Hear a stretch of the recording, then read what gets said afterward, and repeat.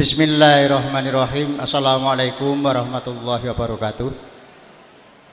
Innal hamdalillah nahmaduhu wa nasta'inuhu wa nastaghfiruh wa na'udzu billahi min syururi anfusina wa min sayyiati a'malina. May yahdihillahu fama mudhillalah wa may yudlilhu fala hadiyalah. Asyhadu an la ilaha illallah wahdahu la syarikalah wa asyhadu anna Muhammadan abduhu wa rasuluhu la nabiyya ba'dah. Allahumma sholli ala sayyidina Muhammad wa ala alihi wa ashabihi ajma'in amma ba'd. Qala Allah ta'ala bil kitabil karim, a'udzu billahi minasyaitonir rajim. Bismillahirrahmanirrahim. Wa min ayatihi an khalaqalakum min anfusikum azwaja litaskunu ilaiha wa ja'alna bainakum mawaddatan wa rahmah. Inna fi dzalika laayatil liqaumin yatafakkarun. Shadaqal alim. Panjenenganipun sesepuh, bini sepuh, adi sepuh ingkang satu kinabekten, para tamu undangan ing tansah kula hormati. Wabil khusus dateng panjenenganipun Bapak Takirman dalah Ibu. Langkung-langkung kunjuk dateng panjenenganipun Bapak Diarto sarjana ekonomi ingkang tansah kula hormati. Sumangga nuwun saderengipun kula nglajengaken atur langkung rumiyin hangambali monggo kula tansah kula dherekaken ngunjukaken raos puji syukur alhamdulillah wonten rasa dalem Allah Subhanahu wa taala. Bilih ngantos dalu menika kula panjenengan sami tasih dipun paringi kathah kenikmatan, hidayah, inayah, langkung-langkung nikmat kesehatan sehingga kula panjenengan sami wonten dalu menika tasih kersa rawuh utawi nuhoni menapa ingkang dados panyuwun saking kadang kulanem panjenenganipun Bu Adimas Wahyono Eko Purnomo dalah Ibu.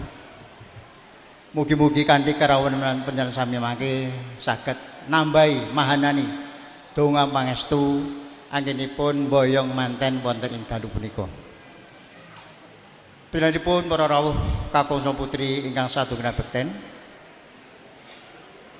kula minangka sulih saking kadang kula anem Adimas Wahyono Eko Purnomo dalah Ibu Sri Murtanti ngaturaken sugeng rawuh dumateng khususipun Bapak Takirman dalah Ibu. Umumipun sak pangombyong saking kedungan. Mugi-mugi lampah pinangan sami dumugi mriki tansah pinaringan karahayon keselamatan nir ing sambikala mboten wonten hal sula punapa. Ingkang tansah pikatuk ridho saking Allah Subhanahu wa taala. Amin ya rabbal alamin. Ingkang salajengipun kala wau panjenenganipun Bapak Takirman lumantar panjenenganipun Bapak Diarjo sarjana ekonomi. Kinen hangaturaken putra pinanganten kakung ingkang sampun lumarap wonten kersa panjenengan sami.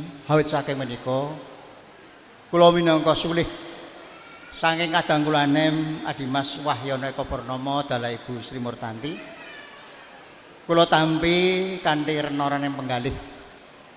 Mugi-mugi mangke menawi sedayanipun sampun sadaya ing gati saged enggal dipun kawisuda kapanggihaken miturut tata cara cacat wonten ing mriki.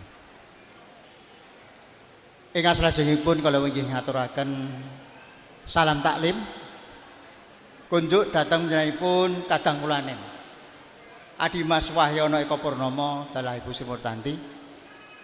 Mangke kula aturaken dhateng kadang kula nem kanthi ucapan Waalaikumsalam warahmatullahi wabarakatuh. Lah sedaya ingkang sampun dipun aturaken kula tampi kanthi rena-renaning penggalih. Mugi-mugi sedaya kalau dipun ijabahi Allah Subhanahu wa taala lampahipun penganten kekalih wonten dalu punika mangke saged mboten wonten halangan setunggal menapa tansah piketuk ridho saking Allah Subhanahu wa taala ingkang tundhonipun mugi-mugi pinanganten kekalih dados keluarga ingkang sakinah mawaddah warahmah ingkang tansah mituhu dhateng dawuh-dawuhipun tiyang sepuh kekalih. Ingkang salajengipun kula inggih minangka sulih saking kadang kula nem Adimas Wahyono Eko Purnomo dalah Ibu Sri Murtanti hambok bilih anggen kula nampi piran sami wonten kekirangan wonten kekilafanipun anggenipun nyepaki papan panggenan ingkang kirang trep lumantar kawula kadang kula nem Adimas Wahyono Eka Purnomo tansah nyuwun agunging samudra pangarsami.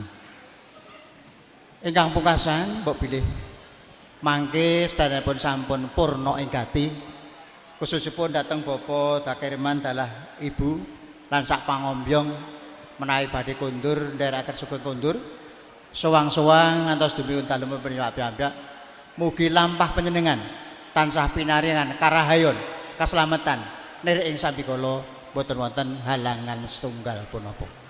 Kula pribadi nyuwun dhateng rajaipun Allah Subhanahu wa taala mugi-mugi pinanganten kekalih enggalo dipun paringi momongan ingkang awujud golek kencana ingkang saged tata jalmi wujudipun putra putri sami kemawon. Umpami Allah maring putra dados putra ingkang soleh, umpami maring putri dados putri ingkang solehkah tansah mituhu dhateng dawuhipun Allah Subhanahu wa taala lan ugi dawuhipun tiyang sepuh kekalih. Bilih makaten ingkang saged kula aturaken wonten kletang-kletang atur kula minangka sulih saking kadang kula nem panjenenganipun Adimas Wahyono Eka Purnomo dalah Ibu Sri Murtanti tansah ngaturaken agunging panuwun nyuwun pangapunten ingkang ageng. Akhirul kalam billahi taufik wal hidayah. Wassalamualaikum warahmatullahi wabarakatuh.